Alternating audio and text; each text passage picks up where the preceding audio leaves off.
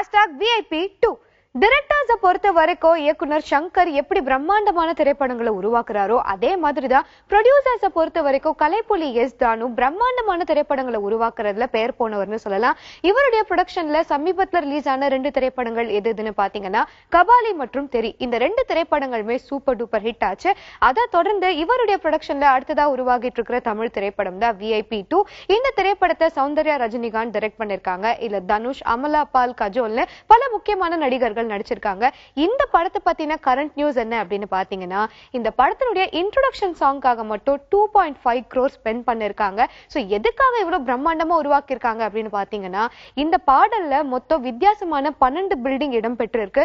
அது மட்டும் இல்லாம 150 எக்ஸ்பென்சிவ் கார்ஸ் யூஸ் பண்ணிருக்காங்க.